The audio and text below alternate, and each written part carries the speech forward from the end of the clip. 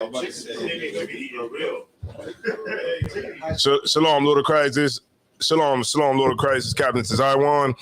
This is ISUPK, the Israelite School of Universal Practical Knowledge, down here in Delaware, man, for the Thursday class. So tonight we're going to talk about where we went wrong with the brotherhood, with a little bit of history tonight. We're going to show where we went, how we split, how we became Gentiles, and the whole mission of the disciples in Christ, to show you what the whole entire Bible is about and what it's based off of, right? We're going to go into that tonight. So if y'all got any questions, just make sure y'all get them on. Put them in the chat, and we'll get started in like a couple seconds, all right? Let's go. Let's get it.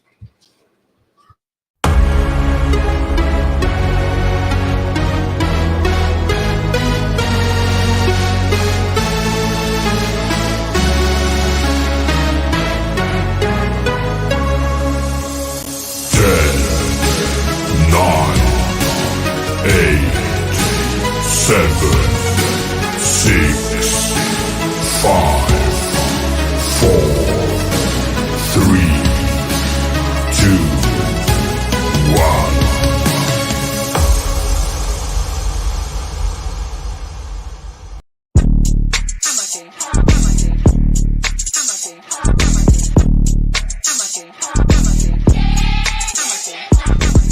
Down here to class, 1232 North King Street, Wilmington, Delaware. Shalom, Lord of Christ, to my brothers and sisters, man. Y'all need to come down to 1232 North King Street, where the truth resides, man. ISUPK, Delaware. We definitely representing doing some big things. 202 North DuPont Boulevard in Smyrna, Delaware. That's right. You know what I mean? Come and be a part of this rising thing that we got going on here in Delaware. I hear everybody claiming that they love the Lord and love God and all that. Well, get in here and show it. You know what I mean? The scriptures say faith without works is dead. So if you ain't doing nothing, your faith is dead. So get up and do something. What you need to do is get your ass up and get in the class. You understand what I'm saying? You ain't doing nothing else. You're sitting home wasting time. Everything is going on around you, and you don't know how to compartmentalize these things. You understand? I'm on my way to class right now, like you should be. You know what I'm saying? Class don't stop for nothing.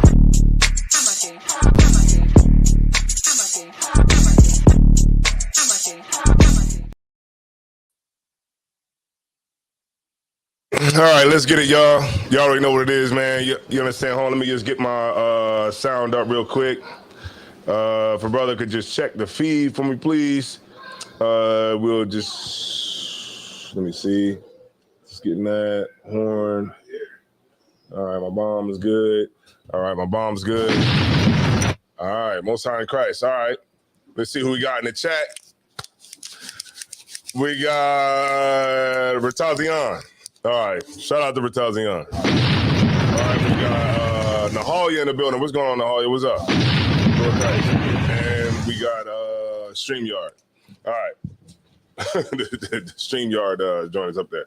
All right, so what I want to do tonight, right, is I want to go into the scriptures, right, and I want to show where we went, where we got split, where we went wrong at, you know what I'm saying, and I want to go into the whole point of the scriptures, the whole point of, you know, Paul, Peter, the disciples, the whole point of what Christ came for, and everything, you know what I'm saying, and how it pertains to us and today. All right, Gentiles, right? Y'all know, y'all heard that a lot. I know everybody hears that a lot. That term gets thrown around so damn loosely by other nations, by Christians, of course, which is so disgusting because you know what, when you look at it, right? The church is fighting us to go to stay the same.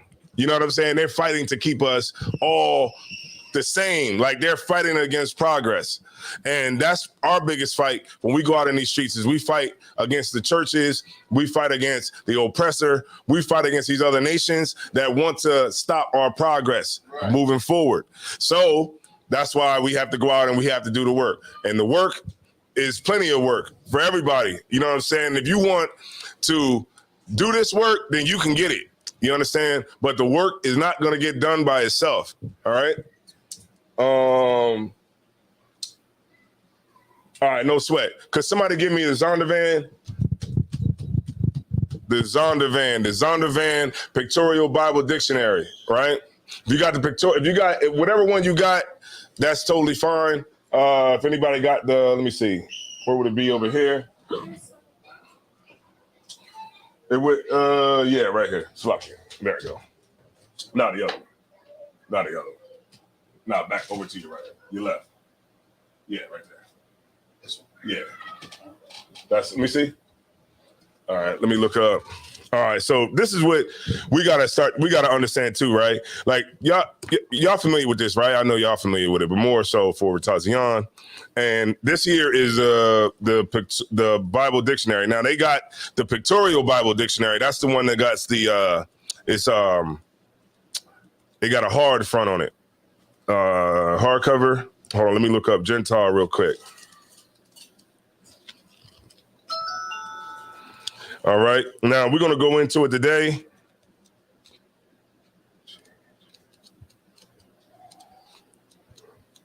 All right, Gentile. Okay.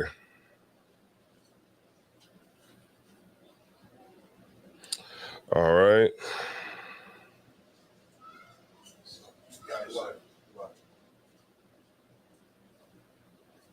Okay. Let me highlight this. Your brother don't have it highlighted in here. All right. So I'll read it just for time's sake. But it says right here, it says Gentile, right? Usually it means a non-Israelite people, right? You know, so in some conditions, in most situations, well, not really most situations, but it's gonna usually it means a non-Israelitish people, but in some cases, it's going to talk about the Israelites. All right. So let me. I'm gonna go down to the second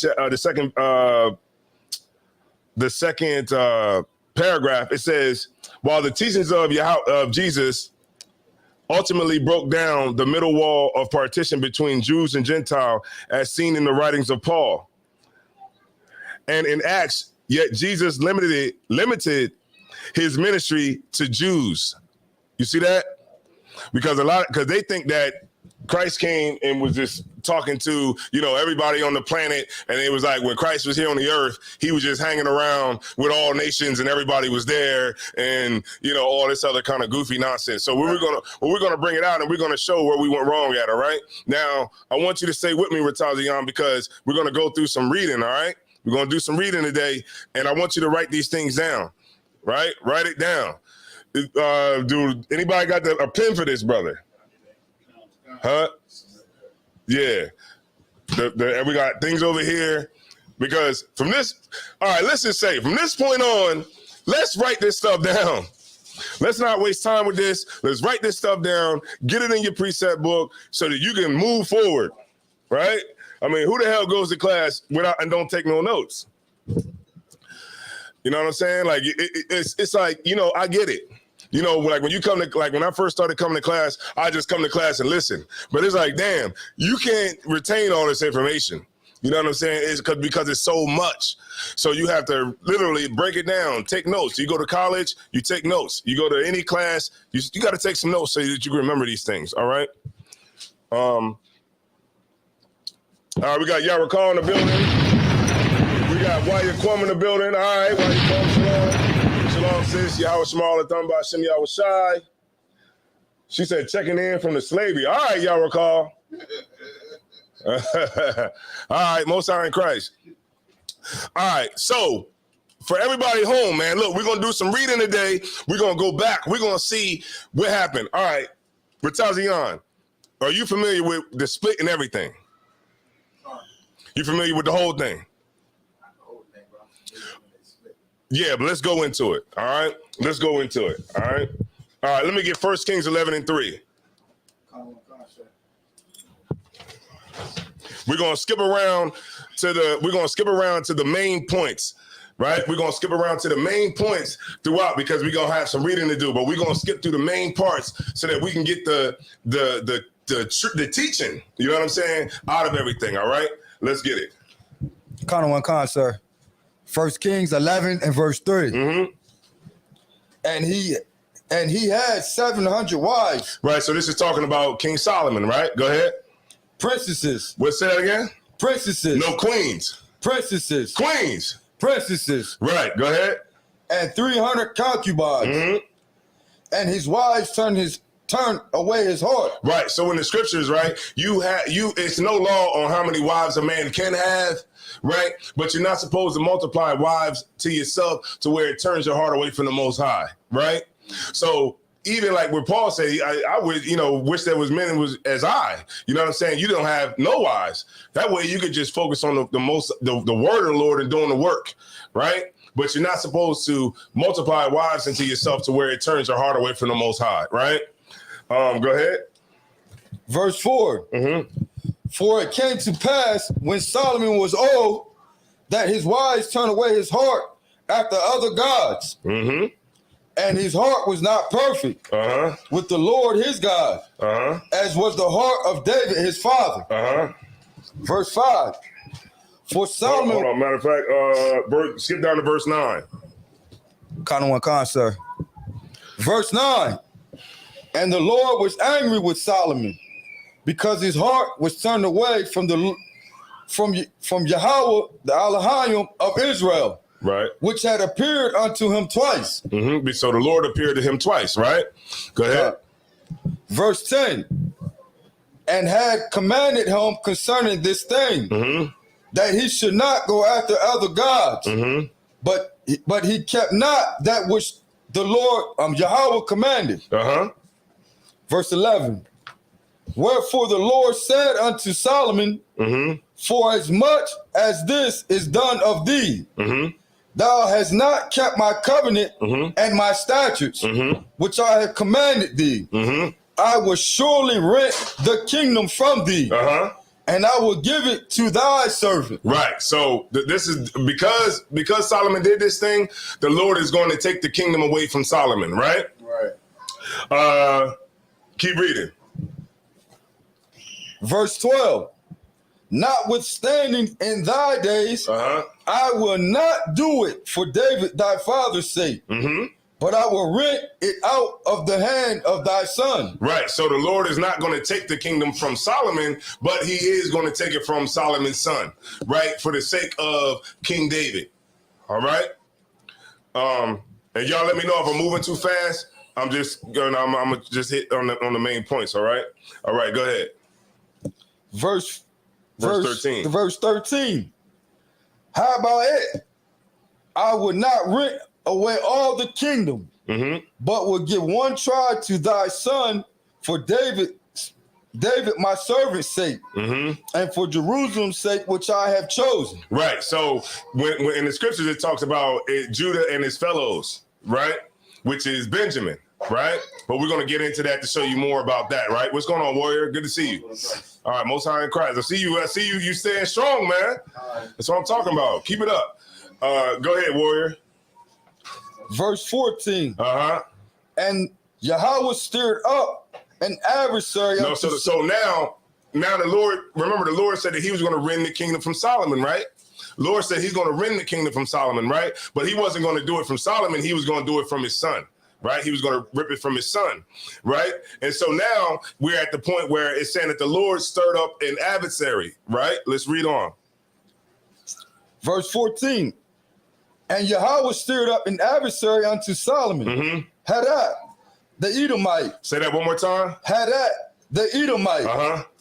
He was of the king's seed in Edom. Right. So now the Lord stirred up the Edomites. Right. You want to say something, Pastor Young? Go ahead. I had a question about that, if I may. If you look that up, that word adversary right there actually comes from the Hebrew word that says Satan. Yeah. So it's saying the seed. Yeah. Of Satan. There you go. Because that the oppressor is right. He is the seed. Like remember on the earth, That's the arm, the physical arm of Satan on the earth. You know what I'm saying? Is the oppressor. That's why he's the devil the Bible speaks of. Right. He's the oppressor. He's the pale face that speak with forked tongue. Right. Like the Native Indian, the Native Americans, the First Nations. I gotta start changing myself on saying that. But the First Nation, the way they talk about and they describe them. You understand? Go ahead, read on, warrior. Verse 15. For it came to pass when David was in Edom, and Joab, the captain of hosts, was gone up to bury the slain, and after he had smitten every male in Edom. Right. So when they went there, they was, Joab was killing those Edomites. You know what I'm saying? Some of the Edomites got away and they went up in the mountains or whatever, but they had a chip on their shoulder, right? They had a chip on their shoulder and the Lord stirred them up, right? All right. Let me see. Let me skip you down to verse 23. All right. You need a piece of paper and a pen, warrior? All right, you got it. All right, no sweat. We in. Call out where you at, Ratazian. First Kings 11 and verse 23. And God stirred him up another adversary, Rezin, the son of Eladah, which fled from his lord, Hadaezer, the king of Zabah. Verse 24. Matter of fact. Okay, so now the Lord stirred up another adversary against Solomon, right? Remember we had Hadad, the Edomite, and we got Rezon, the son of Eladah, which fled from his lord Hadaezer, king of Zobah, right? Skip down to 26. First Kings 11 and 26. And Jeroboam, the son of Nebat, the Ephraite of Zeradah, Solomon's servant, whose mother name was Zeruah, a widow woman. Even he lifted up his hand against the king. Right. So Jeroboam, you know what I'm saying? He was, if you read back about Jeroboam was the servant. He was a servant of Solomon. He was a servant of Solomon, right? And he went into hiding, right? Because he was getting up like, he was a man of renown, you know what I'm saying? And he was, gaining popularity, all those things. And because of that, he went into hiding because he knew that, the king would have him killed, right? But now that Solomon, the Lord is renting out the kingdom from Solomon, these are the things that are taking place, and the Lord is stirring up these adversaries against Solomon. All right, read on. Let me see. We skip down to verse 28. Sir. First Kings 11 and 28. And the man Jeroboam was a mighty man of valor. And Solomon, seeing the young man that he was industrious, he made him a ruler of all the charge of the house of Joseph. All right, so Jeroboam was over the charge of Joseph, right? The house of Joseph. All right, now skip down to verse 30. All right, we got a lot of reading, so I want to skip through, you know what I'm saying? Y'all can go back and fill in the parts to, get the full understanding of everything, but we're going to just hit the main parts, all right? Go ahead. Sir. First Kings 11 and verse 30. And Ahijah caught the new garment that was on him, and rent it in 12 pieces. All right, so Ahijah sees this new garment, right, that Jeroboam has, and he tears it into 10 pieces, right? Into 12 pieces. Go ahead. Verse 31. And he said to Jeroboam, take thee 10 pieces.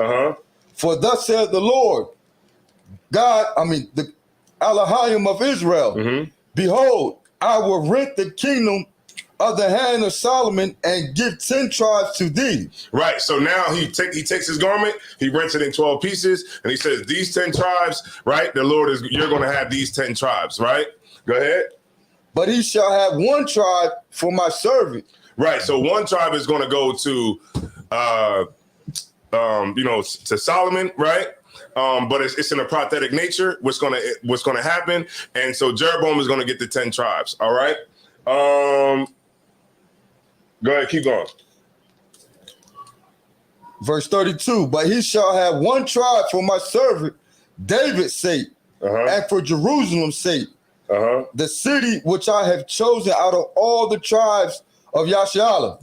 Okay. All right. No sweat. So now we're getting to, how that is going to be, the Lord is going to split up the kingdom, right? Because of what happened during, what Solomon did, right? And the Lord is going to rend the kingdom, but he's not going to rend it from Solomon. He's going to rend it from Solomon's son. All right. So we're going to get into that. All right.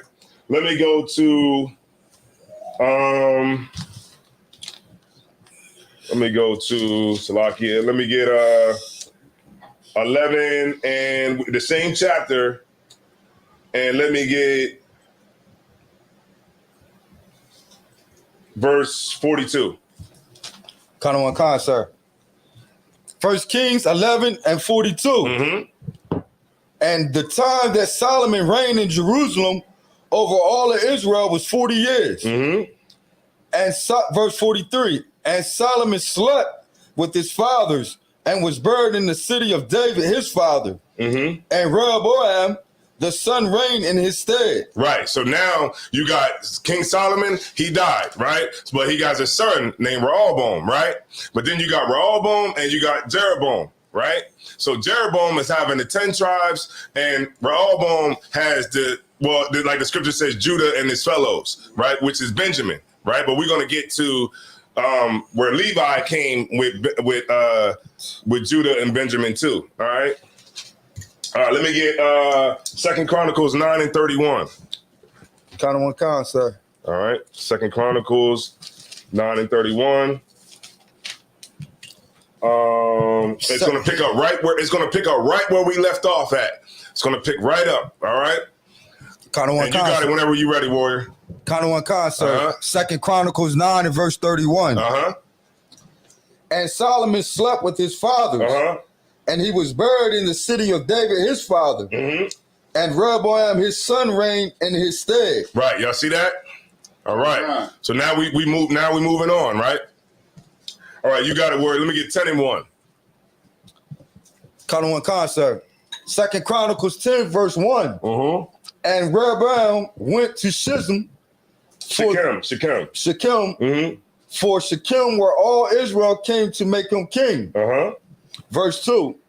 And it came to pass when Jeroboam, the son of Nebat, was in Egypt, whether he had fled from the presence of Solomon the king, heard it, that Jeroboam returned out of Egypt. Right. So now Jeroboam, he's coming out of hiding, of course, you know what I'm saying? Because back in those times, if y'all know anything about Greek culture, Roman culture, if you was a emperor of Rome, or you was a king, and somebody started to get raised up, amongst the people, and they start to be like men of renown, and they start to be a threat to your throne, a lot of times the king will just have them killed and just, get rid of all the competition.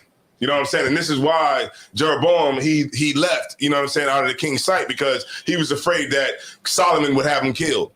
Right? All right, let's go. Verse 3. Okay. Verse 3. Yep, you got it. And they sent and called him. So Jeroboam and all of Israel came and spake to Rehoboam, saying, Thy father made our yoke grievous. Now therefore ease thou somewhat the grievous servitude of thy father, and his heavy yoke that he put upon us, and we will serve thee. Right. So they come into Rehoboam and saying, look, your father, his yoke was tight on us, you know what I'm saying? But if you just lessen it up a little bit, then we'll serve you. Right? All right, let's get it. Verse 5. And he said unto them, Come again unto me after 3 days. And the people departed.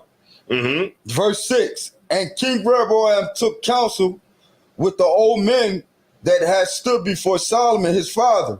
Right. So so now, he's the king or whatever, right? But he's taking counsel of the men that was like advisors to King Solomon, right? The old men, the men with seasoning, the men that, been around for a while, right? And they said, and this is what, and go ahead, and this is the counsel that he got from them. Keep going. Verse 6. And the king Rehoboam took counsel with the old men that he had stood before Solomon, his father, while he yet lived, saying, what counsel give ye me to return answer to this people? Right. So y'all know about like if somebody's in power, right? They usually have like, like advisors that they would consult with, when they're trying to like really get an answer on something, right? It's like that even today. It's called a cabinet. You know what I'm saying? Like the cabinet of the president, those are the trusted top officials that, give him counsel on what he should do and how he should do it. Right. And this is who Rehoboam is going to get counsel from these old men who would counsel his father. All right. Keep going. Verse 7. And they spake unto him, saying, if thou be kind to this people and please them and speak good words to them, they will be thy servants forever. Verse 8, but he forsook the counsel which the old men gave him and took counsel with the young men that were brought up with him that stood before him. Verse 9, and he said unto them, what advice give ye that ye may return answer to this people, which has spoken to me, saying, ease somewhat the yoke that thy father did put upon us. Verse 10, and the young men that were brought up with him spake unto him, saying, thus shalt thou answer the people that spake unto thee, saying, thy father made our yoke heavy, but make thou it somewhat lighter for us. Right. So they're asking him, like, look, just, you make the little, make the yoke a little bit lighter. You know what I'm saying? Go ahead. But we're gonna get into what Rehoboam said, right? Let's go down to, I'm gonna skip you down to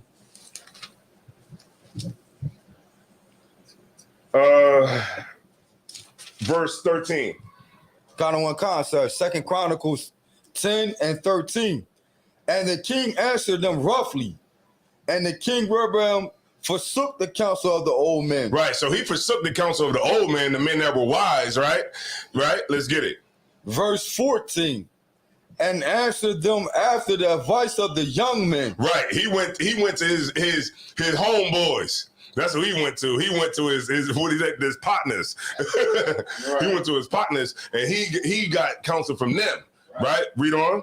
Saying, my father made your yoke heavy, but I will add thereto. Right. So he's saying, look, my father, he made your yoke heavy, but he ain't got nothing on what I'm about to do. Right. Read on. My father chastised you with whips, but I would chastise you with scorpions. Right. That's just like Judah, ain't it? Like you gotta flex. You just gotta flex on something. And that's what he's doing. He's flexing right now, saying, what? My father, you thought my father was tough. I'm gonna be even tougher than that. Right? Read on. Verse 15. So the king hearkened not unto the people, for the cause was of the Elohim. What does that mean? Go ahead. What does that mean? Kash, what does that mean? When it said, so the king hearkened not unto the people, for the cause was of God. Because it was prophesied that God was going to take the... exactly, right. Right, let me drop you something. All right. So that's exactly what's going on here. The Lord is doing all of this so that the prophecy could be fulfilled. Right. When he said that I wouldn't take the kingdom from Solomon, but I'm going to take it from his son. All right, read on. Sir. For the cause was of Elohim, that Yahweh might perform his word, which he spake by hand of Ahijah, the Shilonite. The Shilonite, right. To Jeroboam, the son of Nebat. Right. So Ahijah was, he was Ahijah, I believe he's going to become the king. But he's prophesying and saying, what is going to happen, right? Keep reading. Verse 16. Verse 16, sir. And when all Israel saw that the king would not hearken unto them, the people answered the king, saying, what portion had we in David? and we have none inheritance in the son of Jesse. Mm-hmm. Every man to your tents, O Israel. And now, David, see to thy own house. Mm-hmm. So all Israel went to their tents. Mm-hmm. Verse 17. Mm-hmm. But as for the children of Israel that dwelt in the cities of Judah, Rehoboam reigned over them. Right. So this is the northern. This is the split right here. They split, right? And then this got the northern kingdom. Then you got the southern kingdom, right? Verse 19.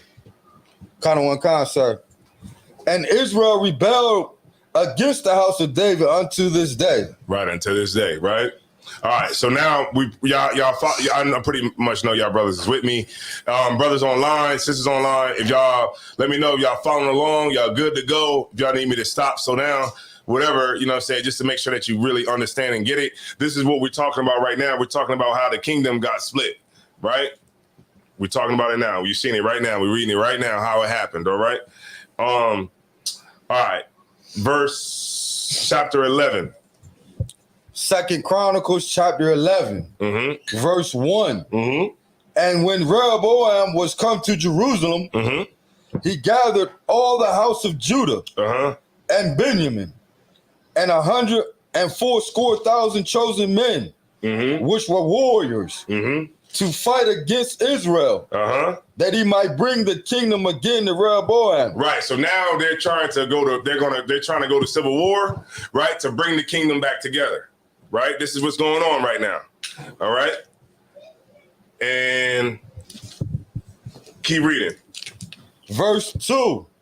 But the word of Yahweh came to Shemaiah, the man of God, saying, Speak unto Rehoboam, the son of Solomon, king of Judah, and to all Israel and Judah and Benjamin, saying, verse 4, Thus saith Yahweh, Ye shall not go up, nor fight against your brethren.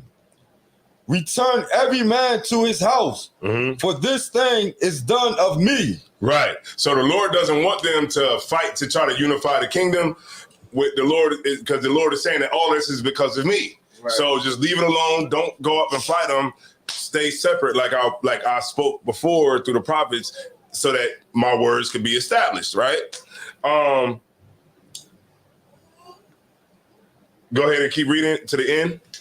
And then could I get Zechariah 11 and 14? But go ahead. And they obeyed the words of Yahweh and returned from going against Jeroboam. You see that? All right. Now, don't pull the other scripture yet, the Zechariah 11, but just somebody just hold it. But let me skip you down to verse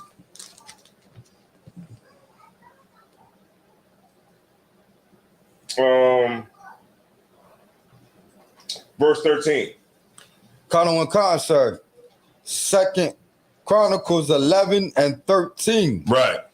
And the priests and the Levites that were in all Israel resorted to him out of all their coasts. Uh-huh. Verse 14. For the Levites left their suburbs and their possession and came to Judah and Jerusalem. Say that again. Came to Judah and Jerusalem. For Jeroboam and his sons had cast them off from executing the priest's office unto Yahweh. Right. So y'all see that? Now that's the southern kingdom. You had Judah, right? Like the scripture said, Judah and his fellows, right? You had Judah, you had Benjamin, and then y'all see that Levi left because Jeroboam, what he was doing, if you read back in the backstory, Jeroboam was like raising up anybody. Like he was just raising cats up. He made his own feast days and it was crazy. Like he was bugging, you know what I'm saying? And like when you read, and that goes back to what you was asking at one time when you were talking about the man of God. Saw the prophet of the city came to the man of God. Let me see. Yeah. And remember the man of God was like, yo, the Lord told me to come in this city and leave without eating it or anything like that in this city. But what that man of God was coming to do was he was coming to prophesy against Jeroboam for what he was doing because he was being wicked and evil. And so remember, it said that the prophet came up to him, but he lied to him. I remember you asked me about that, like, why did he lie to him? And he lied to him because he was a false prophet. Because what Jeroboam was doing was he was raising up niggas. He was just raising niggas up like, all right, you're going to be the high priest. All right, you're going to be the chief priest. All right, you're going to be the apostles. All right, y'all going to be blah, blah, blah. And he was doing it just like how the heathens do it. You know what I'm saying? Like when the heathens come and take over, when they came and took over Israel, that's what they was doing.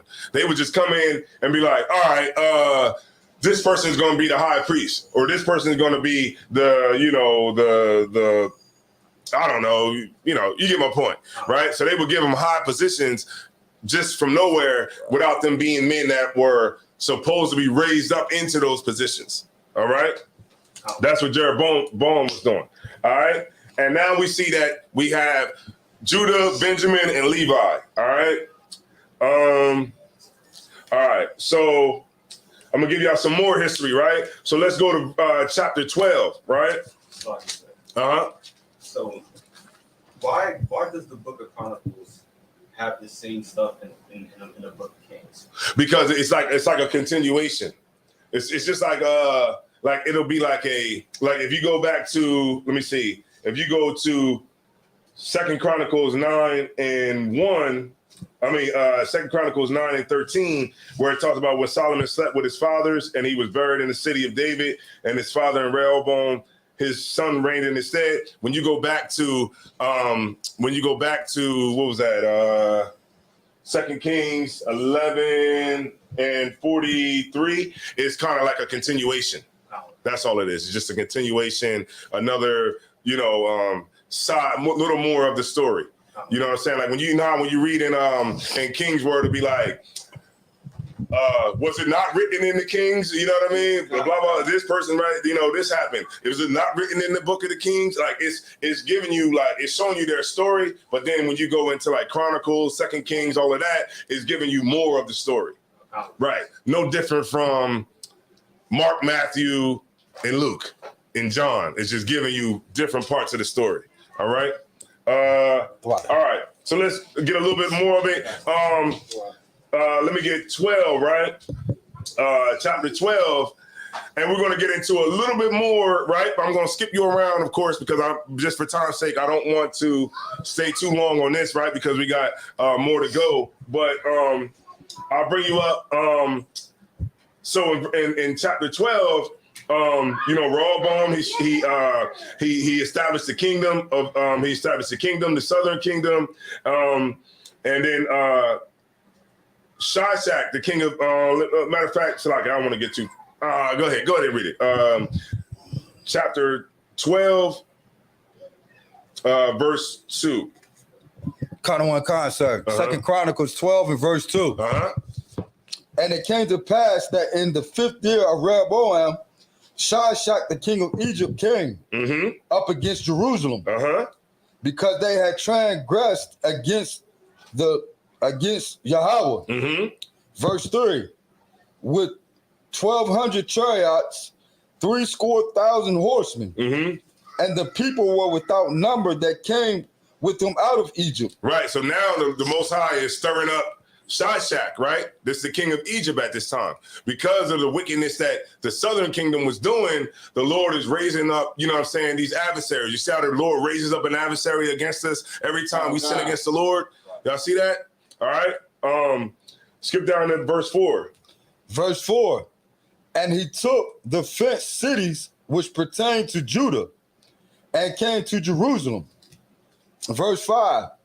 Then came Shemaiah the prophet to Rehoboam and to the princes of Judah that were gathered together to Jerusalem because of Shishak, and said unto them, thus saith Yahweh, ye have forsaken me, and therefore I have also left you in the hand of Shishak. Yeah, you see that? Keep going. Verse 6, whereupon the princes of Israel and the king humbled themselves. Right. And they said, Yahweh is righteous. Right. So now the Lord is bringing Shishak against, you know, the king of Egypt against the southern kingdom, right? Because now the northern kingdom is gone, right? But the Lord is bringing bringing the king of Egypt against the southern kingdom, right? But because they humbled themselves, because they were, wilding out, because they humbled themselves, let's read what the Lord did, right? In verse 7. Sir. 2 Corinthians 12 and 7. Uh-huh. And when Yahweh saw that they humbled themselves, the word of Yahweh came to Shemaiah, saying, they have humbled themselves. Therefore, I will not destroy them, but I will grant them some deliverance. And my wrath shall not be poured out upon Jerusalem by the hand of Shishak. Y'all see that? It's like the Lord is like, you know what I'm saying? He gonna spank you. I ain't gonna let him just destroy you, but I am gonna let him spank you, right? Because of what you was doing. Like that, when I read that, that was like that's a fatherly, chastisement. You know what I'm saying? Right. Like I ain't gonna let him, because I could pour my wrath out on you, and I could just have them come and slaughter everybody. Right. But I ain't gonna do that because you humbled yourself. You know what I'm saying? And that's what the Lord wants out of all of us. He wants you to humble yourself, man. And don't think that you got too much damn pride. Humble yourself and understand that the Lord can destroy you whenever the hell he want to. You know what I'm saying? So you gotta stay humble, right? With everything you do, especially in this truth, right? Verse 9, skip down to verse, let me get 8 and 9. Sir. 2 Chronicles 12 and verse 8. Nevertheless, they shall be his servants, that they may know my service and the service of the kingdoms of the countries. It said, nevertheless, they shall be his servants, that they may know my service. See that? Like the Lord, like, you get my point? Like what's going on here? Like the Lord is like, I'm doing this because I'm going to spank you, and I'm going to show you, you know what I'm saying? And you're going to know that it's me that did it, right? Keep reading. Verse 9, Shishak, king of Egypt, came up against Jerusalem and took away the treasures of the house of Yahweh and the treasures of the king's house. He took all and carried away also the shields of gold which Solomon had made. Verse 10. Let me see.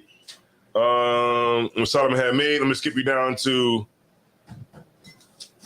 verse 12. Sir.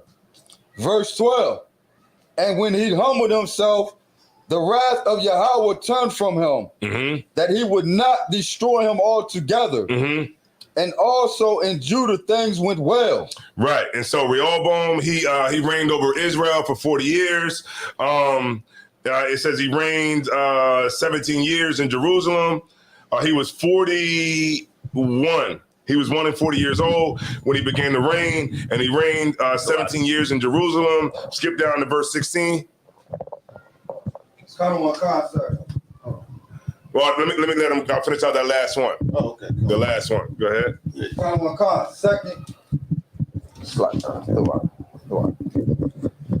Second Chronicles 12 and verse 16. And Rehoboam slept with his fathers and was buried in the city of David. No sweat. All right. And Abijah, his son, reigned in his stead. All right. So hold on. Let me hold it for a second. I'm gonna give it to the brother, but just stay with me right for a second. All right. All right. So y'all see what's going on here. So now Rehoboam, he's dead. Right. He died. Now Ahijah is his son that's going to reign in his stead. And then after that, you got Jehoshaphat that's going to come and reign in his stead. And it's just going to keep going down and down and down and down. Right. To, I think, Asa, and then it keeps going down. And you getting the full gist of the history. Go ahead, Warrior. Just have a quick question. The northern kingdom is Judah, Benjamin, and Levi. No, the southern kingdom. The southern kingdom is Judah, Benjamin, and Levi. The northern kingdom is like, Simeon, Zebulon, and you just Naphtali, you just keep going, right? Now, in the scriptures, when like the northern kingdom, you did have you had remnants of the northern kingdom that was with the southern kingdom too as well. Like, you had Anna. Anna was from the tribe of Asher. You know what I'm saying? So you did have instances where there were people that was around with the southern kingdom too as well. But in a dominant portion, they were gone, right? They were gone. And if you was gone, what would you be called? A Gentile. Right, you would be called a Gentile. If you didn't come to the Passover, you would be called a Gentile. If you didn't, I think something's burning. Oh yeah, that's burning. The wood's burning. Could y'all light another one, please? No sweat. You had, you would be called a Gentile, right? So we getting into it. All right.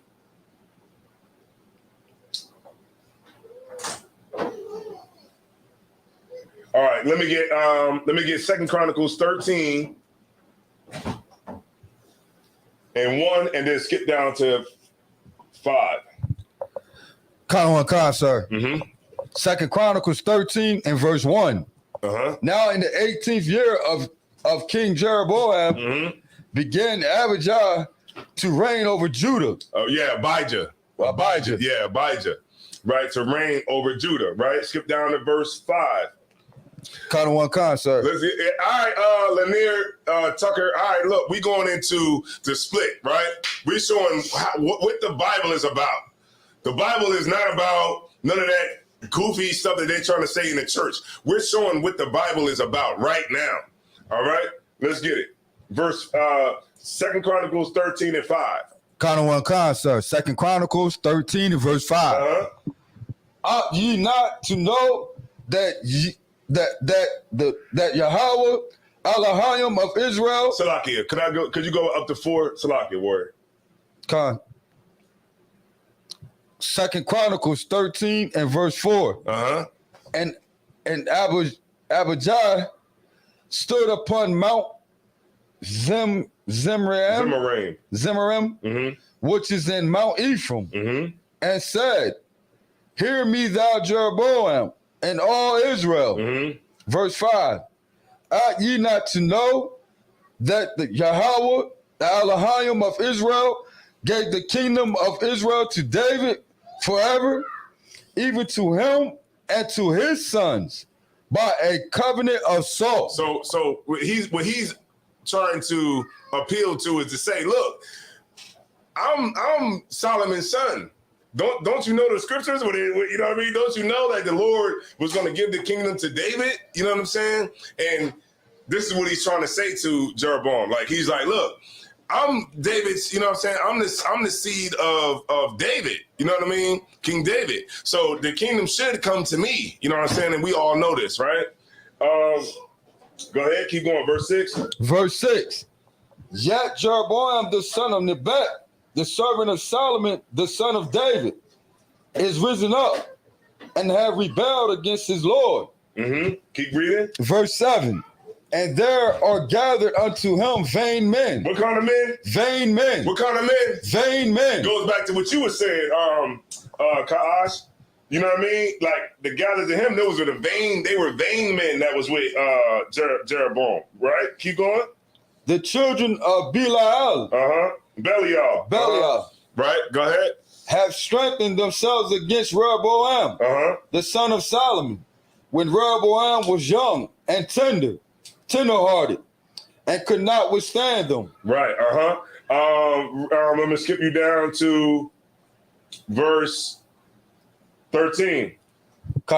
Sir. 2 Chronicles 13 and verse 13. But Jeroboam caused an ambushment to come about behind them. So there were before Judah, an ambushment was behind them. Right, so Jeroboam, he's like, you don't remember what it said. Remember what the Lord said for Rehoboam not to go up against Jeroboam, right? Because the Lord is like, I'm doing this, right? But what's happening now is, remember, the men that's gathered to Jeroboam is vain men, right? Vain men that is not, taking the counsel of the Most High to not fight against Judah, right? And this is what he's doing. So now he's ambushing Judah, right? And he got the men around him, and they're coming around Judah, right? They're circling them around, right? Go ahead. Verse 14. And when Judah looked back, behold, the battle was before and behind, And they cried unto Yahweh, and the priests sounded the trumpets. Verse 15. Then men of Judah gave a shout, and as men of Judah shouted, it came to pass that the Elohim smote Jeroboam. You see that? Go ahead. And all Israel before Abijah. And Judah. Right. So remember, Abijah is Rehoboam's son. Right. So the Lord is killing that army, right, with Jeroboam in the sight of Abijah. Right. Read on. Verse 16. And the children of Israel fled before Judah, and Elohim delivered them into their hand. Verse 17, and Abijah and his people slew them with a great slaughter. Right, so this is civil war. This is civil war between the northern kingdom and the southern kingdom, right? But the Lord was with us and not with them. All right, keep reading. So there fell down slain of Israel 500,000 chosen men. Man, that's a lot of men. You know what I'm saying? Like, remember when you look at like today, when you look at like Vietnam War, I believe in Vietnam is like 50,000. When they was like, that was like one of the worst wars that we've ever had in American history, was like 50,000 men getting killed. We just killed 500,000 of our own men. That's a bloodbath. Right? Read on. Verse 18. Thus the children of Israel were brought under at that time, and the children of Judah prevailed, because they relied upon Yahweh wa Elohim of their fathers. Y'all see that? That is the split right there. It's the split. Northern kingdom are considered what? Gentiles, right? And then you got the southern kingdom, right?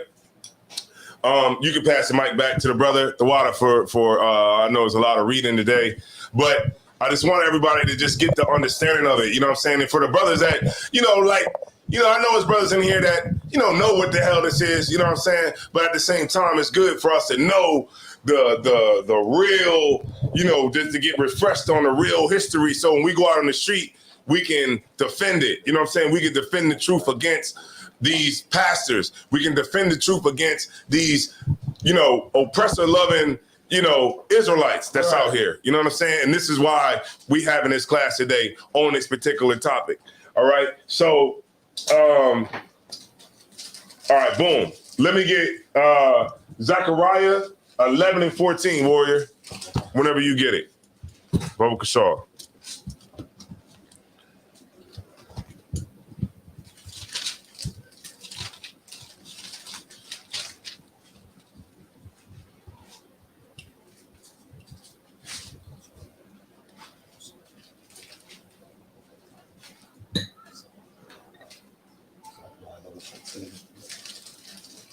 Okay, we got 8 people in here. All right, no sweat.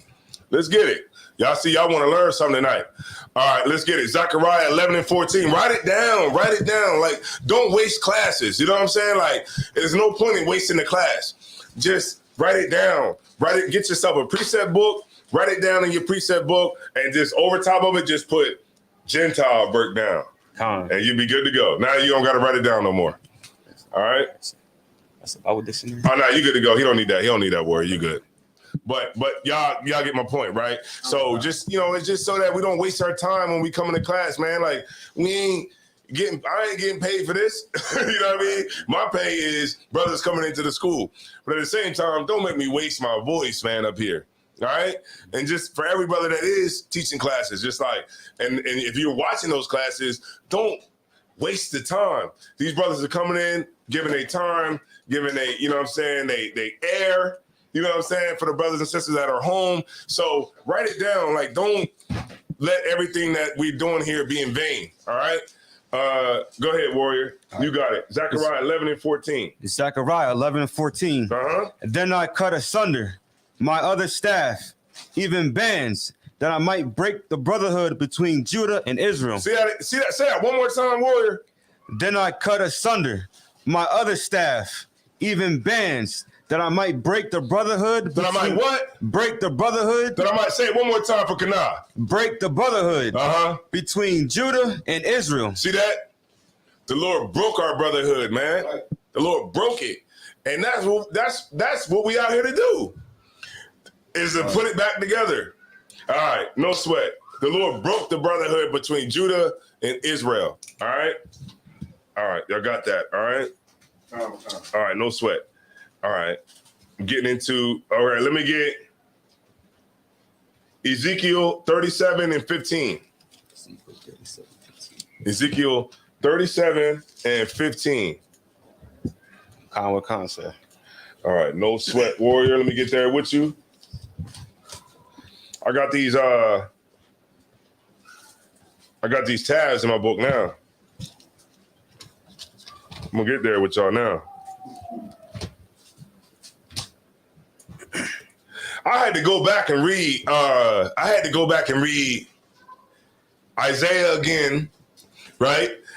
I had to go back and start reading Ezekiel again. I read Acts again. I read it like I read it once, like this past week, and then I was like, man, let me go. I had to go back again and read the whole thing again. Then when you read that, it takes you back to Isaiah, because Isaiah got a lot of the prophecies in it that coincide with, the New Testament. So it's kind of like you have to have the Old Testament, right? Which is all old, like Mataza Paul always say. It's all old, you know what I mean? But you have to have a good understanding of like Isaiah, Ezekiel, Isaiah, Ezekiel. Go ahead. Jeremiah, Salakia, Thawada, and you have to have a good understanding of that to have a better understanding of Acts, Galatians. You know what I'm saying? In Ephesians and stuff like that, and it's later on in the New Testament. Go ahead. Sir, you have to have a thorough understanding of who came back from captivity in Ezra. Right. And Nehemiah, if you have a thorough understanding of that too, that'll help you understand the New Testament, Acts, Rome, and all that. Right, exactly. And so, and that's how you, like things will start to be made known to you. You know what I'm saying? You pray for the understanding. You pray to the Lord that, he give you the understanding, and the Lord will give it to you. Go ahead, Mataza Pa. So to say, if you could get on the mic, please, just so that brothers and sisters at home can hear you. We got Lanier Tucker, all right, checking in from Dover. All right. I was about to say, Get there with Thussier. Right. You know how they say the Old Testament can't be deciphered? It was something Zerabah Carr told me one time that Christians be saying, like the Old Testament can't be understood or something like that, Christians say, but just from the scriptures that you just read, it's easily understood. Mm-hmm. You know what I mean? Mm-hmm. I mean, you just broke it down, but if one just read it, it just reads right through. You know what I'm saying? It's not even hard to understand. Right. You know what? Just to add on, because what you bringing out is heavy. Just to add on to that, it's like you got to have a spirit to go into that. You know what I'm saying? You got to have a spirit to like really go into Chronicles and First Chronicles and First Kings and Ezra and Nehemiah. You got to have a certain spirit on you to go into that, because what do everybody want to go into? Acts, Galatians, Ephesians, First Timothy, Second Timothy. Not Revelations though. No, not Revelations, not none of that. But those books. I wouldn't even say Matthew like that. You know what I'm saying? I would say more so like Acts and stuff like that. Like more people just want to read those particular books or whatever, because it talks about Gentiles all damn day. All right. So, all right, boom. Let me get Ezekiel 37 and let me get 15, I believe. I'm going to get there with you right now, Warrior. 37. And this is my new favorite book right here.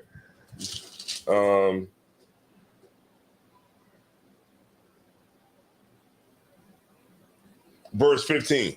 Khan. Ezekiel chapter 37, verse 15. Mm-hmm. The word of the Lord came again unto me, saying, moreover, thou son of man, take thee one stick. Right, so take thee one stick. This is a prophecy, right? Take thee one stick. Go ahead. And write upon it for Judah and for the children of Israel, his companions. Right, so take this stick, write upon it for Judah right? And for the children of Israel, his companions, right? The northern kingdom and the southern kingdom. Read on.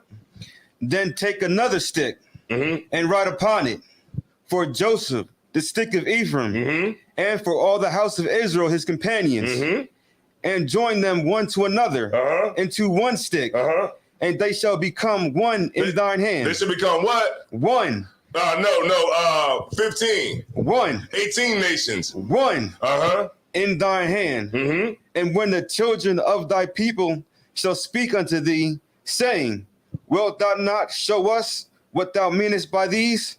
Say unto them, thus saith the Lord God, behold, I will take the stick of Joseph, which is in the hand of Ephraim, and the tribes of Israel, his fellows. Say that again. And the tribes of Israel, his fellows, and will put them with him, even with the stick of Judah, and make them one stick. And make them what? One stick. Say it one more time. One stick. And they shall be one in my hand. One. See that? That's the Lord, the prophecy that the Lord is going to bring back the northern kingdom and the southern kingdom to be one nation. Right? Read on. And the sticks whereon thou writest shall be in thine hand before their eyes. And say unto them, thus saith the Lord God, behold, I will take the children of Israel from among the heathen. From among who? From among the heathen. From these Chinese people. Among the heathen. Whether they be gone, and will gather them on every side, and bring them into their own land. That's the kingdom of heaven. Read on. And I will make them one nation. How many nations? One nation. No, 18 nations. One nation. Man, no, 18 nations. One nation. In the land upon the mountains of Israel. And one king shall be king to them all. We know who that is, right? That's Yahushua Mashiach, right? Read on. And they shall be no more two nations. No, 18 nations. No more two nations. See that? That cuts them right there.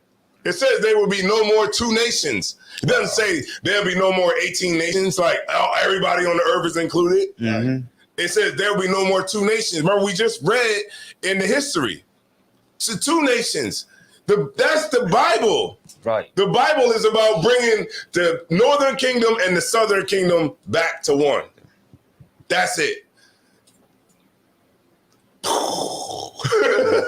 You give a point? Mind blown. Done. That's it. That's the mind F. You know what I'm saying? That's the whole Bible. It's the bringing of the two nations and making them one nation. That's right. Right. Read on, warrior. Neither shall they be divided into two kingdoms anymore at all. 18 kingdoms. Two kingdoms. Anymore at all. Neither shall they defile themselves anymore with their idols, nor with their detestable things, nor with any of their transgressions. But I will save them out of all their dwelling places, wherein they have sinned, and will cleanse them. And I will what? Cleanse them. And I will what? Cleanse them. Right. Hold on. Let me go. I want to stop you right there with the cleanse them, because I know where I'm going with this. I know exactly where I'm going with this. I'm going to Acts 10 and 15. Right? Now, stay where you at, Kash. Hold the fire right there. All right? Acts 10. And this is off the topic, but I'm gonna show y'all something, just so these pastors can't try to get y'all. Acts 10 and 15. It says, and the voice of spake unto him again the second time, and say, what God has cleansed, that call not thou common. The Christian church will say, well, see, you're talking about eating pork. Right. They'll say that, right? But we're reading it right here. It said, what God has cleansed. What did the Lord cleanse? Right here. Right. In Ezekiel 37. That's crazy. So if a Christian ever try to pull that on you with 30 in Acts 10 and 15 and say, see, it says it had been a great sheet net at the corner where all manner of 4-footed beasts. I'm in verse 12, and creeping things in the fowls of the air. And there came a voice to him and said, rise, Peter, kill and eat.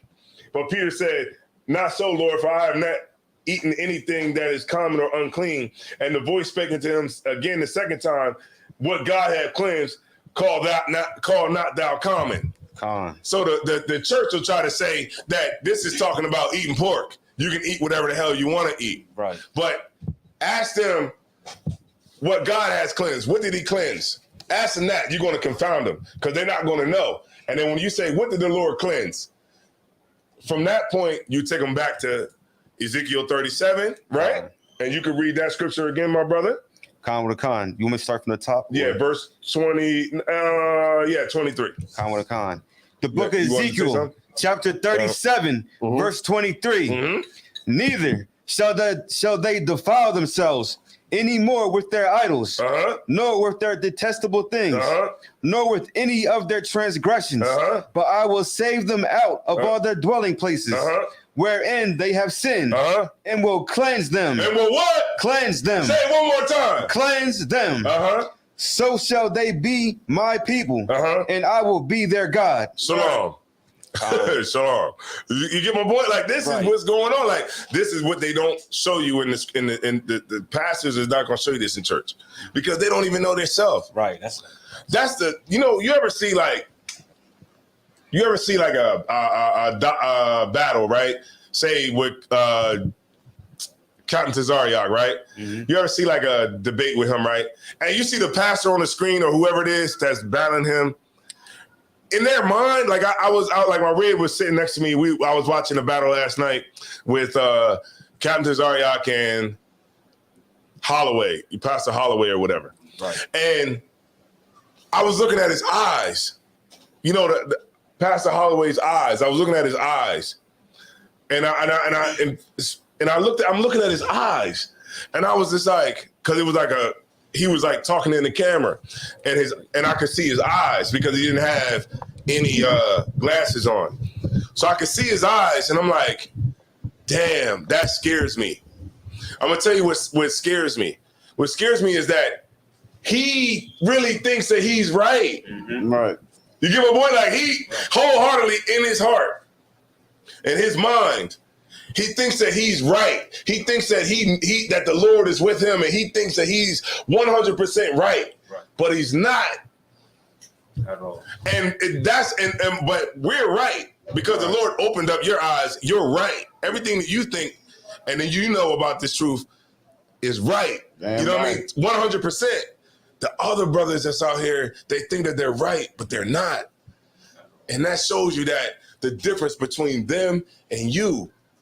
You know what I'm saying? Like, the Lord gave you the understanding, to understand the mysteries of God. Like, you're watching a parable and you're able to break the parable down. Right. But they're not able to break the parable down. So they're looking at it like, yeah, because see, right here in Corinthians, see, the Lord right here, and hermeneutically, it says this and that. And you know, let me get your eyes to Jesus. Yeah, you know what I mean? And they literally don't know nothing. Right. The Lord got the veil over their eyes. Right. Go ahead, Matazapah. I was about to say, and you know, like the chapter that you was reading from, that's the 10th chapter, is like a super heavy chapter because you know, you see the beginning of Israel coming. You see Ezekiel 37 coming to fruition. You know what I'm saying? Yeah. You see, because in this chapter it says that. Remember, Peter was like, I can't chill with nobody from another nation. That's that. You know what I mean? It's unlawful for me to do that. And then at the end of the chapter, they ended up coming together. And then even another heavy thing that's in this chapter is they realized that water baptism was BS. Yeah. You know what I mean? They realized what Christ said. That's when they realized what Christ said was like, you know what? He said, you know what I mean? Boom, boom, boom. But we shall be, you know, we're going to baptize with the fire. And then so that's when they realized that they was in the wrong about the baptism. Right. And also you seen two nations coming together. Right. Good point. Let me grab. Look, man, when you start to go, when you go into these scriptures, it's fun.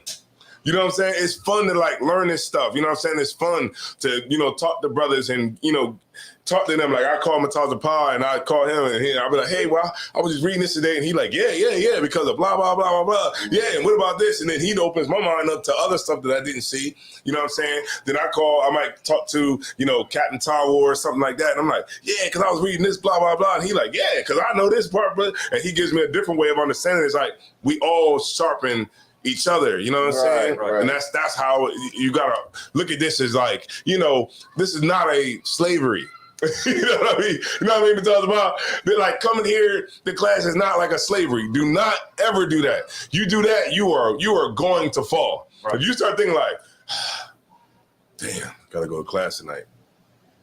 When you start getting out of your head, you failing. You are horribly failing because Satan is in your head. He's in your mind, and he got you thinking like this is a slavery you got to come to.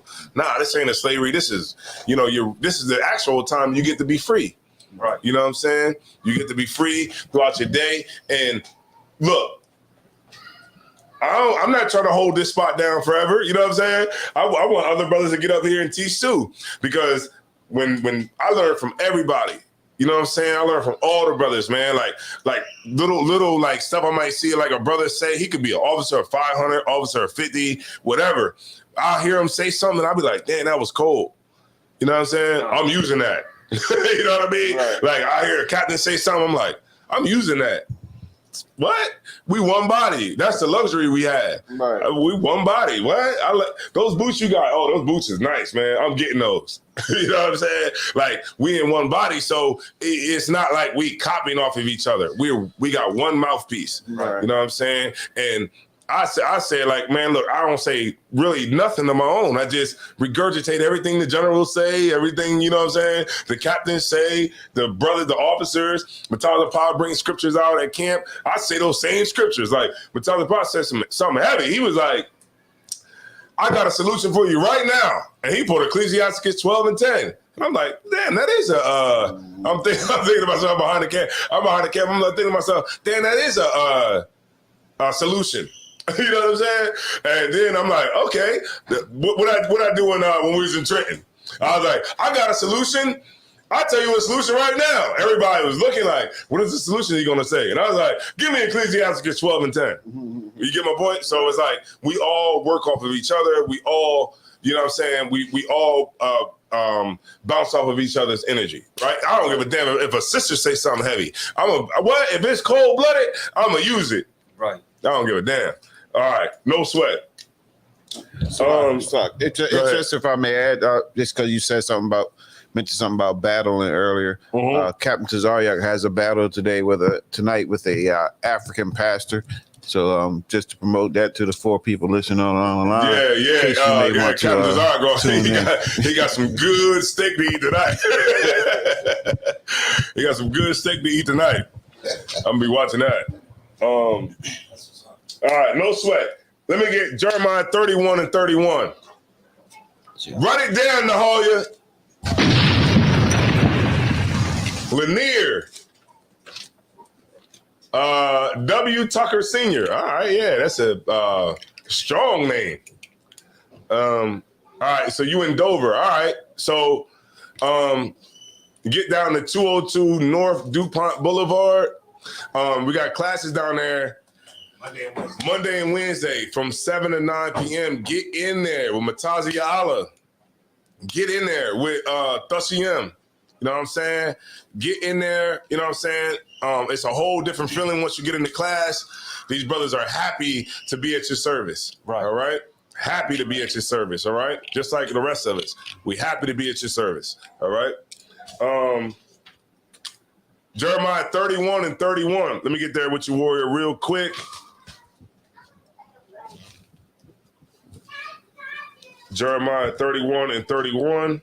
And you got it whenever you're ready, warrior. All right. Khan with a Khan. This is the book of Jeremiah, chapter 31, verse 31. Mm-hmm. Behold, the days come, saith the Lord, that I will make a new covenant. A new covenant with the house of Israel and with the house of Judah. Right, a new covenant. Mm-hmm. Right, the Lord has to make a new covenant, right? Read on. Not according to the covenant that I made with their fathers in the day that I took them by the hand to bring them out of the land of Egypt, which my covenant they break. With my covenant they what? They break. Right, I'll give you an example, right? This is one of the cold-blooded example that I got from Captain Yatazak, right? If you're not on probation, can you violate probation? No, you can't violate probation. If I go to a car dealership, right? If I go to a car dealership and I want to buy a car, right? And I want to buy a car at the car dealership. When I go there to apply for the car, are they going to say, here's a new application? Right. Would they say that? Yes. They would say that? Because you applying for the car. Right. Would they come up and be like, here's a new application? No. Right, it's just an application. Here's an application, fill out, for the car. But if I mess up that application, right, what would they say? Here's a new application. Right? So if they didn't mess up anything before, then how can you mess up a new one? Right. How can you get a new one? You never messed up the old one, right? And and the way he said it was like so cold-blooded, because that shows that the other nations, they never had an old covenant to mess up. So why would they need a new one? They never had one that they messed up, right? I'll say it again. I'll bring it back. All right. So you go to a car dealership. When you go into the car dealership and you try to get a car, they're not going to come and say, here's a new application. Right. They're not going to say that. Go ahead, Matata Pa. I think brothers need it. Like, they're not gonna come and say, here's a new application or a new covenant. Mm-hmm. You know what I'm saying? Mm-hmm. Right. The only way they're gonna give me a new application is if I start writing on that application and I'll be like, oh man, I messed up. Damn. Right. Send pen. And they come and like, okay, here you go. Here's a new one. There's a new application right there. You know what I mean? For you to sign. Then you get my point? Right. So these other nations, they never had an old covenant. Right. They never had anything that they messed up. And this is why, that this is talking about Israel, period. Right? Read on, warrior. Verse 33. But this shall be the covenant that I will make with the house of Israel. After those days, saith the Lord, I will put my law in their inward parts and write it in their hearts, and will be their God, and they shall be my people. And they shall teach no more every man his neighbor. Right, because we're not going to have to do that. You know what I'm saying? We're not going to have to teach each other no more. Now, you know what I mean? It's going to be like living in here. You know what I'm saying? That's what it's going to be like. Like the school is going to actually be proliferated around the earth. Like that's all it's going to be like. We ain't going to have to talk about the Bible, the scriptures anymore, because we're just going to not eat pork. Right. You know what I mean? We just not going to sleep with hoes. We're just not going to want to do it. And those are the things that's going to just happen in the kingdom that we're just not even going to have to worry about anymore. Right. We ain't going to have to teach you, man, a breakdown on, that Christ is black and the disciples is black. We already going to know it. Right? Read on. Con with con. Verse 34. It's like 34. And every man his brother, saying, know the Lord, for they shall all know me. All right. Go ahead. From the least of them unto the greatest of them, saith the Lord, for I will forgive their iniquity, and I will remember their sin no more. That's right.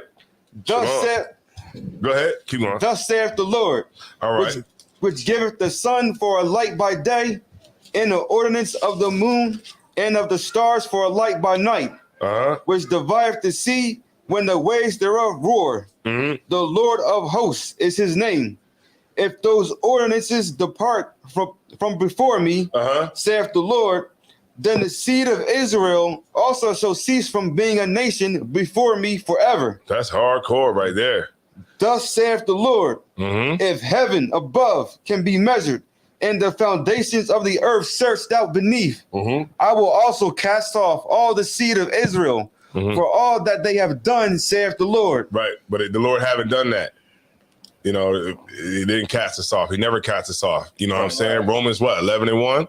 When Paul said, had God cast away his people? Nope. I'm also Paul was dope, man. You know what I'm saying? You read about Paul. Paul was like, are you gonna do this to a Roman? They was like, whoa, he a Roman? He a Roman?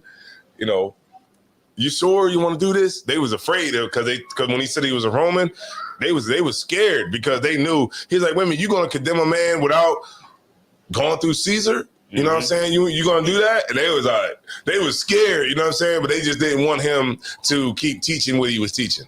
You know what I'm saying? And it just shows you like the the fight that these brothers, these brothers was going all over the place. You know what I'm saying? They was all throughout the place. You know what I'm saying? I was talking to Matala Paul last night about this cat named, y'all know what I'm talking about in the scriptures, named Bar Jesus. Right. Cat named Bar Jesus. He was, when Paul them came through, he was like the high priest of like, I forgot that like some goddess they was worshiping in Ephesus or something like that. And he was like, man, what we gonna do, man? You know what I'm saying? Cause we make a livelihood off of making these idols. You know what I'm saying? Mm-hmm. And they was coming up against Paul, but it was just dope, man. You read the story about Paul and the Acts, man, and Galatians and stuff like that, Corinthians. It's just a dope story. And of course, you're gonna have to read it a whole lot to really get the understanding of it and bring it to class, bring it to the scripture breakdown classes that we have with General Muhammad on Thursdays here and there. Not this week, but they'll let us know when they do have them. And if y'all want to go on them, we can start going on those Thursday classes when the General does have those classes so that you can get your questions answered. All right. The classes are dope. All right. No sweat. All right. So Hebrews 8:8. Hebrews 8:8. Can you give me the what's that called? The Applejack. I think it's right there. Right there. On the ground. Right here. In this bag.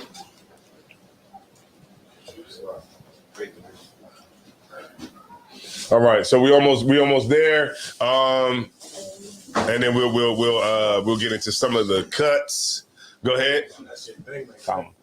Yeah, you gotta worry. Hebrews 8:8. Khan. This is the book of Hebrews, chapter 8, verse 8. Mm-hmm. For finding fault with them, he said, behold, the days come, saith the Lord, when I will make a new covenant with the house of Israel and with the house of Judah. Everybody in the world. The house of Israel and with the house of Judah. Everybody, all the nations. The house of Israel and with the house of Judah. Uh-huh. Now, according to the covenant that I made with their fathers, and the day when I took them by the hand to lead them out of the land of Egypt, because they continued not in my covenant, and I regarded them not, saith the Lord. For this is the covenant that I will make with the house of Israel. With who? The house of Israel. The Koreans. House of Israel.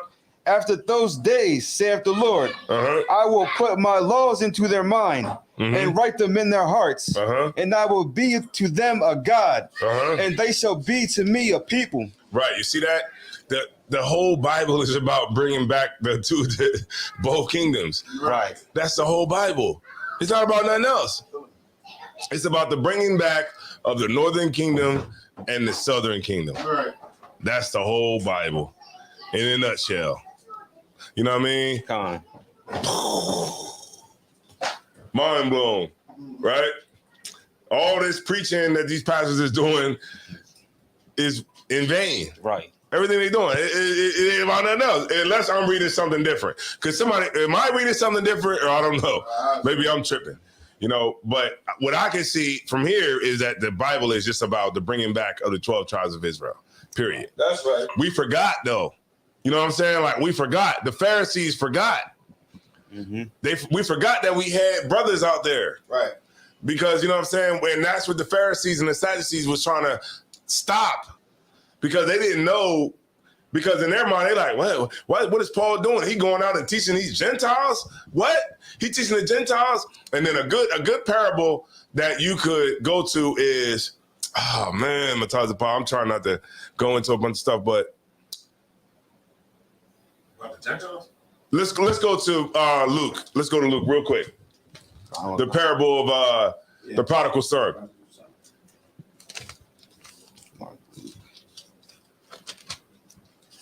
Let's go to the prodigal son.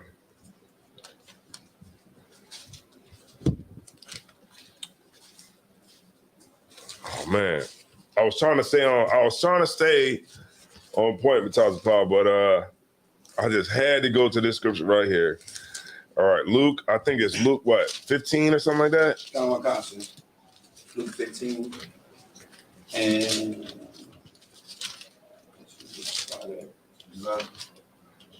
Luke 15 and 11, sir. Okay, right here. All right, this wasn't even in my breakdown. This literally was not in my breakdown. You know what I'm saying? The Lord, the Lord shine down, right? And this, I got this in my head. All right. So we got the Luke 15 and 11. You got it. Let me get Ratazian in here, man. Let me get Ratazian in there, man. Luke 15 and 11. And he said, a certain man had 2 sons. Right. There was a certain man that had 2 sons. Right. Go ahead. Verse 12. And the younger of them said to his father. So who's the 2 sons? Not you. The Judah and Israel. Right. The northern kingdom and the southern kingdom. Right. These are the 2 sons. Right. The prodigal son. Right. That's right. Can I write it down? Write it in there. Right.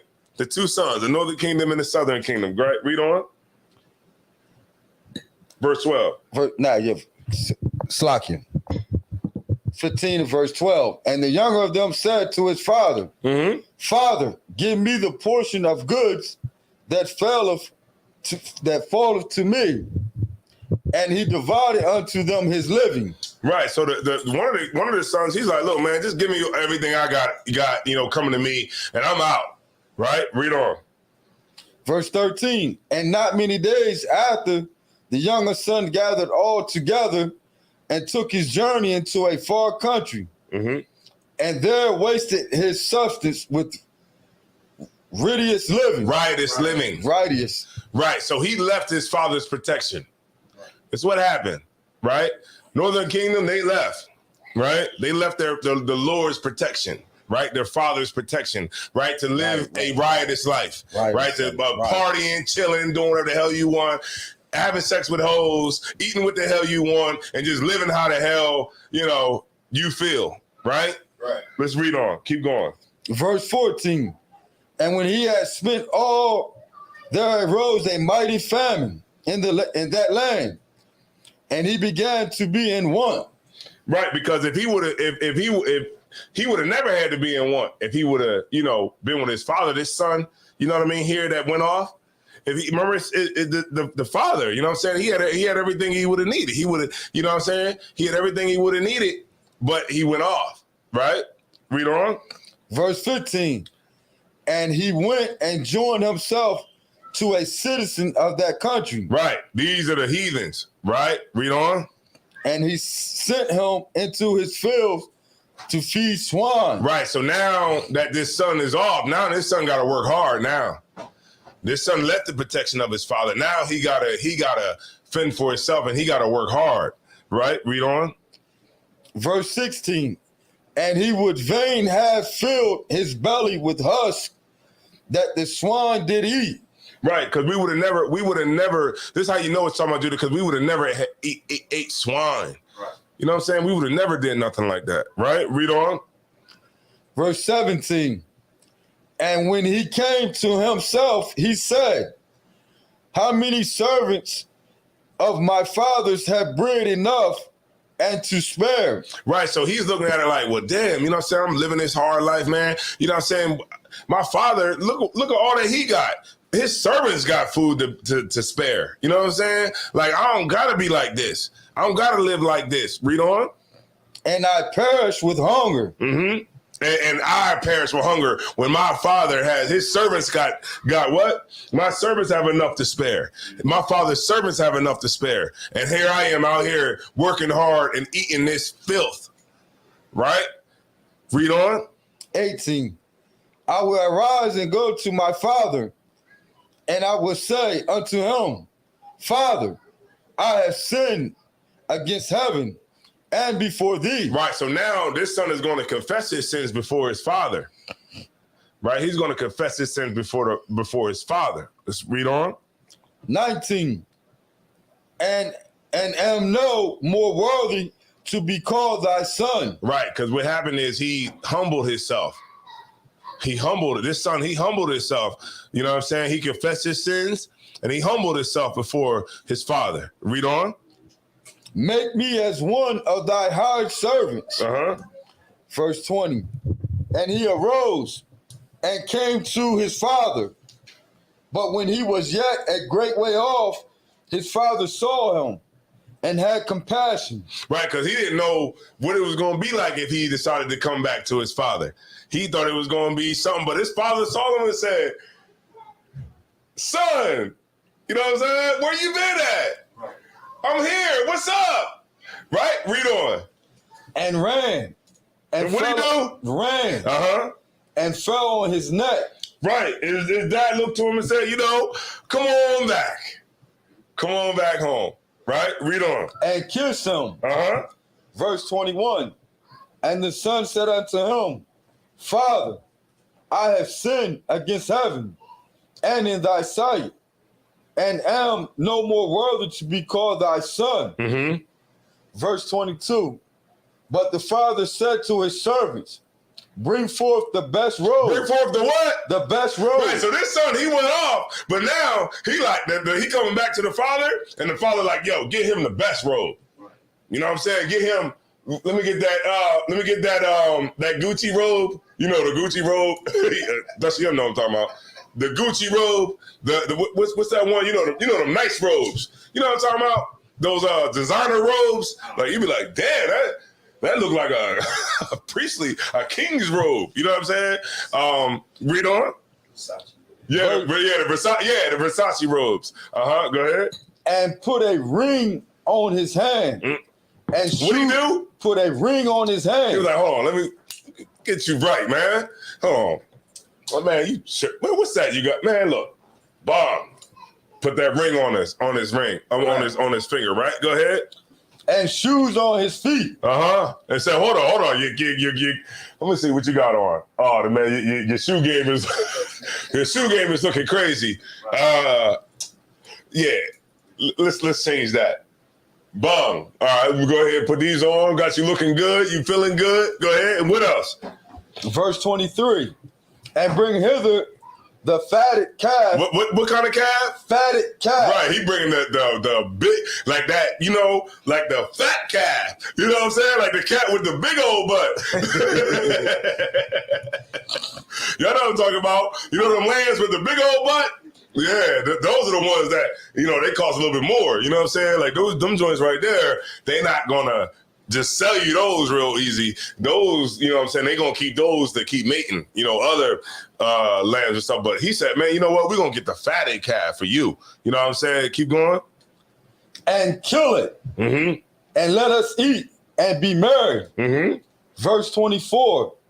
For this my son was dead and is alive again. Mm-hmm. He was lost and is found. He's what? Lost and is found. And they began to be married. Verse 25. Now his elder son was in the field. Right, now these are now remember, is the parable is about the prodigal son. Right? So now you got the other son who's like, what? Read it one more time. Now his elder son was in the field.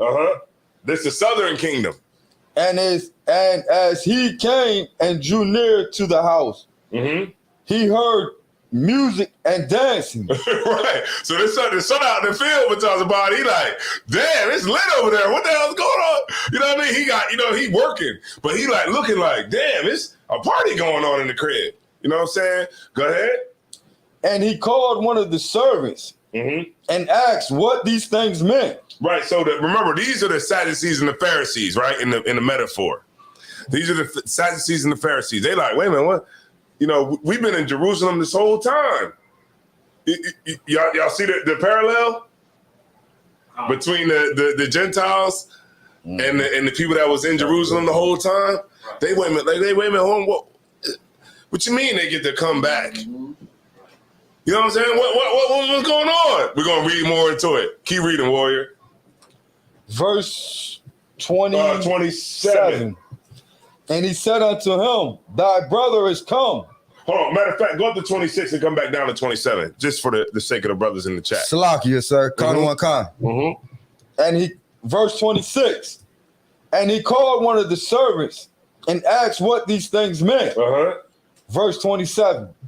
And he said unto him, thy brother is come, and thy father hath killed a fatted calf, because he had received him safe and sound. Right. So he's coming back like, what does all this mean? Right? Ain't that what the Sadducees and Pharisees would come up against Paul? Right. Like, what does this mean?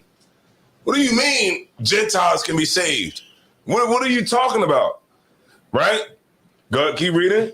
Verse 28. And he was angry. And he was what? And he was angry and would not go in. Therefore came his father out and entreated him. Verse 29. And he answering said to his father, Lo, these many years do I serve thee, neither transgressed I at any time thy commandment. And yet thou never gavest me a kid. Right. I did all this. You never gave me the fatted calf. Right. Read on. That I might make merry with my friends. Verse 30. But as soon as thy son was come, which had devoured thy living with harlots. Right. So the northern kingdom, they was off doing whatever the hell they wanted to do. We in Jerusalem keeping the Passover. We keeping the Feast of First Fruits. We keeping the Feast of Booths. We doing all this, you know what I'm saying? And they was out enjoying their life. You know what I'm saying? Getting hoes and smoking weed and doing whatever the hell, selling coke. You know what I'm saying? Had living get lit. Right, that's how we say it today in 2022. They was lit. And we was over here doing this the whole time. And what? Read on. Thou hast killed for him the fatted calf. Verse 31. And he said unto him, Son, thou art ever with me, and all that I have is thine. It was meant that we should make merry and be glad, for this thy brother was dead and is alive again, and was lost. And what else? And is found. See that? So go ahead. So that's actually talking about in Matthew 15:24. Right. That's the parable about the northern kingdom coming back. That's our brothers. They've been gone. You know what I'm saying? I'll give you an example. When I went through Hebrew Academy, right? I went through Hebrew Academy in 2015, 16. When I went through Hebrew Academy, we were there, right? Every day, doing push-ups, running, getting, berated with, get down and all that kind of stuff, right? Like berated with commands, and just everything, just with the whole everyday thing that it comes with boot camp, right? And a lot of brothers fell off along the way. When I first started Hebrew Academy, it was like 20, 30 brothers in there. Once we got to the end of it, it was what? 3? It was 3 of us, me, and 2 other brothers. At the end of it, I was like, okay, I lasted. You know what I'm saying? I completed it. I made it. Right? It's 3 of us. I'm looking around. It's only 3 of us. It's a picture out on Facebook. Show you the 3 of us, right? At Hebrew Academy. Nobody else was there. Right when it was done, a brother that was in, he was a captain now, Captain Gadalhar. Captain Gadalhar said, I don't want to graduate Hebrew Academy unless my brothers that couldn't be here throughout the year can graduate from Hebrew Academy. So the generals looked at that and said, wow, this is amazing. And this brother, this is amazing brotherhood that this brother has. So what we're going to do is we're going to allow all the brothers who left Hebrew Academy to come back and be able to do, because remember, once Hebrew Academy was done, we had about 2 months before the Passover. So now I'm like, okay, we made it. It's only 3 of us that made it. We the only ones that made it. Right when they get to that 2-month period, the generals come out and say, you know what? Everybody that left Hebrew Academy, you got a shot to come back. Now you can go through the accelerated Hebrew Academy for 2 months and you can graduate with everybody else. How do you think that made us feel? Like That's why I know. That's why I understand this scripture right here. That's why I understand this parable, because that made me feel like, what the fuck? Salaki for my language. It made me feel like that. Like, damn, what? Matazapah, no, because when Matazapah went through, he went through with he went through the whole Hebrew Academy. But Matazapah had to go through with the accelerated Hebrew Academy. You know what I'm saying? Because their city just was last. Florida was last that year. So they had to go through with the accelerated Hebrew Academy. So Matazapah and them had put in way more work at the time. So they get to come back and be able to bask in the glory of everybody that has been here the whole time. How would that make you feel? That would make you feel a little bit like, yeah, like they get to come. You know what I mean? Well, we was here for a whole year suffering, and they was home asleep. 4 o'clock, we was out on the field doing push-ups. They was asleep out at the club the night before, right? Drunk. Because in their mind, they was like, well, it's over. This Hebrew Academy, I ain't going to Hebrew Academy this year, So I might as well just go out to the club and just do what I do me. Not like they were sinning or anything like that, but you get my point. Like, they just like, I ain't got to go to sleep. I ain't in Hebrew Academy no more. It's over. But they got the opportunity to come back. And because they had that opportunity to come back, it made I know, and I'm just being honest about it. Me hearing it, I'm like, damn. You know what I'm saying? For that split moment, I'm like, damn, they get to come back when we had to suffer this whole time. You get my point? And that's how the Southern Kingdom felt when the Northern Kingdom was allowed to come back. And that's why they were fighting against Paul. That's why they were fighting against Christ. Because in their mind, they're like, why the hell do they get to come back if they've never been here this whole time? But it's the Lord's will. You know what I'm saying? It's the Lord's will why they are able to come back. You know what I'm saying? And I guess that'll bring me to the end of my class. That'll bring me to the end of my class. But there's a whole lot more, of course, the cuts that you could use for the Gentile breakdown. But I just wanted to give y'all, brothers that do have the understanding of everything that I brought out tonight. I just wanted to give y'all a good foundation to which you can go off of to be able to combat, anybody that might want to come at you for, as far as, whatever, as things pertain to the Gentiles. So the scriptures that I want to point out to y'all, brothers, if y'all don't have them, we went to 1 Kings 11:3. We went to 2 Chronicles 9:13. We went to 2 Chronicles 10:1. That whole chapter, Zechariah 11:4. 2 Chronicles 13:15, Ezekiel 37:15 to 23, Jeremiah 31:31, and Hebrews 8:8.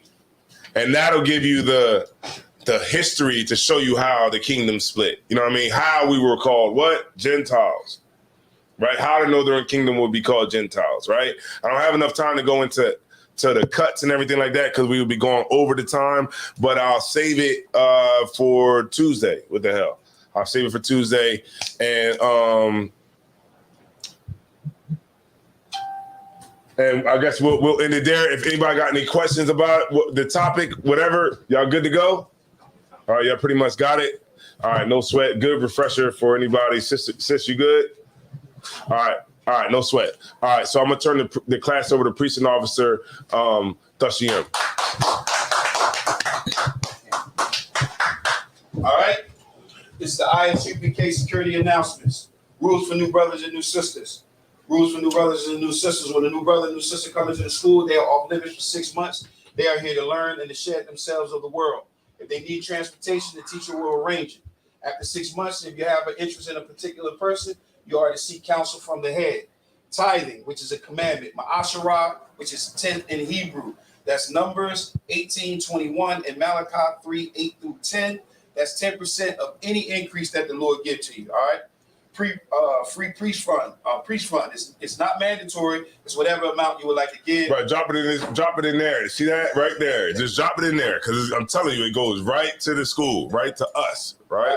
That's right. And bottles too. We take liquor too. It's not mandatory. Whatever amount you would like to give, you may give. We got up and coming Holy Convocation. We got the Feast of First Fruits. That's this Sunday. Everybody need to be in the building. That's right. All right. If you're a part of this school right here, you need to be here Sunday. All right. Feast of First Fruits. All right.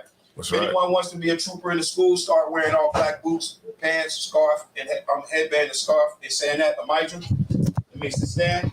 We're gonna give the brothers a courtesy salute. Amayim Shabbat. Amayim Barak. Yahweh Shem Yahshua Barakatham. Yahya Matah. Sar means to turn. We're gonna face the sisters. Sar, sisters. We're gonna give the sisters a courtesy salute. Amayim Shabbat. Amayim Barak. Yahweh Shem Yahshua. Yahya Matah. Class dismissed. All right. Cheers up. Yeah. I need one of y'all to